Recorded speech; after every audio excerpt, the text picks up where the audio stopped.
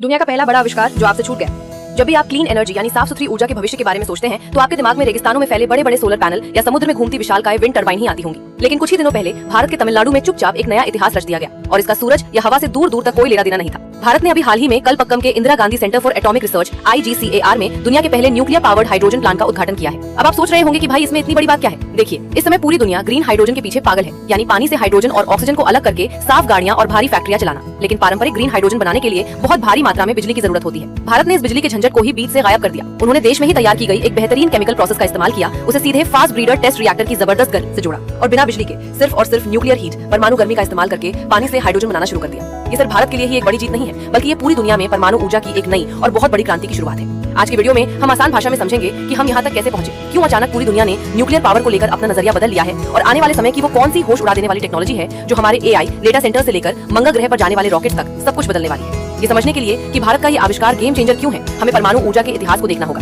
इसका सफर दशकों पुराना है, जो किसी रोलर कोस्टर राइड से कम नहीं रहा। इसे हम 3 बड़े हिस्सों में बांट सकते हैं। पहला दौर बेइंतहा उम्मीदों का दौर, 1950 के दशक से 1970 के दशक। दूसरे विश्व युद्ध के बाद वैज्ञानिकों ने वादा किया था कि परमाणु ऊर्जा इतनी सस्ती होगी कि बिजली का बिल नापने की जरूरत ही नहीं पड़ेगी। जब 1973 में दुनिया में तेल का संकट आया तो पश्चिम देश घबरा गए और उन्होंने बिजली बनाने के लिए ताबड़तोड़ न्यूक्लियर रिएक्टर्स लगाने शुरू कर दिए। उदाहरण के लिए फ्रांस ने तो कुछ ही दशकों में अपनी पूरी बिजली का लगभग 70% से ज्यादा हिस्सा न्यूक्लियर पावर पर शिफ्ट कर दिया। दूसरा दौर थमता हुआ सफर और डर, 1980 के दशक से 2010 के दशक। लेकिन फिर कहानी पूरी तरह बदल गई। 1979 में अमेरिका का 3 माइल आइलैंड हादसा, 1986 में यूक्रेन की चेरनोबिल की भीषण तबाही और बाद में 2011 में जापान की फुकुशिमा दुर्घटना ने आम जनता के दिल में डर पैदा कर दिया।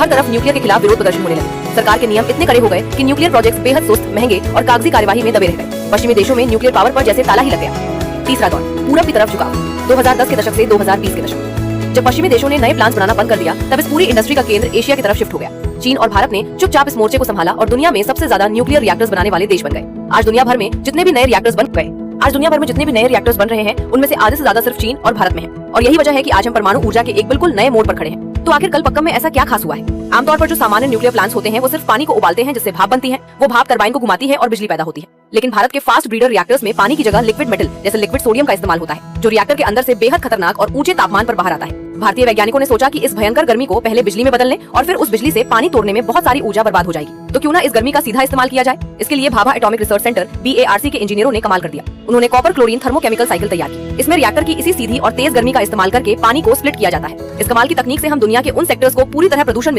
मुक्त कर सकते हैं जिन्हें साफ करना सबसे मुश्किल माना जाता है, जैसे स्टील इंडस्ट्री, ऑयल रिफाइनरी और खाद फर्टिलाइजर बनाने वाले कारखाने। और मजे की बात देखिए, सिर्फ भारत ही नहीं बल्कि पूरी दुनिया को समझ आ गया है कि न्यूक्लियर पावर ही असली सीक्रेट कोड है। जरा सिलिकॉन वैली की तरफ नजर डालिए। आर्टिफिशियल इंटेलिजेंस AI और बड़े बड़े डेटा सेंटर्स का जो तूफान आया है, उन्हें 24 घंटे बिना रुके भारी मात्रा में बिजली चाहिए। सूरज ढलने या हवा रुकने पर सोलर और विंड एनर्जी ये काम नहीं कर सकती। यही कारण है कि माइक्रोसॉफ्ट, गूगल और अमेज़न जैसी टेक कंपनियां न्यूक्लियर एनर्जी में अरबों डॉलर का निवेश कर रही हैं। यहाँ तक कि माइक्रोसॉफ्ट ने तो बरसों से बंद पड़े 3 माइल आइलैंड प्लांट को सिर्फ अपने AI मॉडल्स को बिजली देने के लिए दोबारा शुरू करने की डील कर ली है। अगर आपको आज के रिएक्टर्स एडवांस लग रहे हैं, तो आने वाले दशक की जो तकनीक लैब से बाहर निकल रही है वो बिल्कुल किसी साइंस फिक्शन फिल्म जैसी लगती है। न्यूक्लियर कब है? 1 मोल्टन सॉल्ट रिएक्टर्स। आज के रिएक्टर्स में बहुत ज्यादा दबाव वाले पानी का इस्तेमाल होता है, जिससे पाइप लीक होने पर ब्लास्ट का खतरा रहता है। लेकिन बिल गेट्स की कंपनी टेरा पावर जैसे स्टार्टअप्स अब ऐसे रिएक्टर्स बना रहे हैं जहां न्यूक्लियर फ्यूल को सीधे पिघले हुए नमक में मिला दिया जाता है। अगर प्लांट की बिजली पूरी तरह गुल भी हो जाए तो रिएक्टर के नीचे लगा एक प्लग खुद ब खुद पिघल जाएगा और सारा लिक्विड फ्यूल गुरुत्वाकर्षण की वजह से नीचे बने सुरक्षित टैंकों में चला जाएगा और अपने आप ठंडा हो जाएगा, यानी इसमें धमाका होना नामुमकिन है। 2 माइक्रो रिएक्टर्स या nuclear बैटरियां।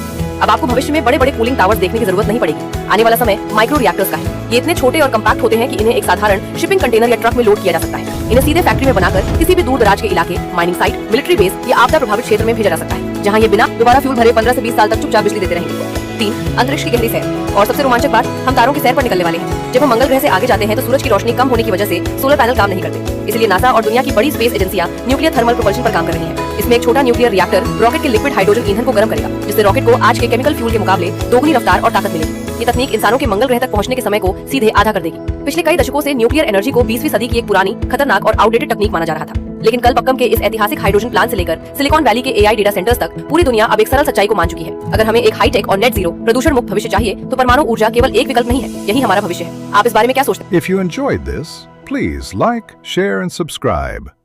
Don't forget to follow us on social media.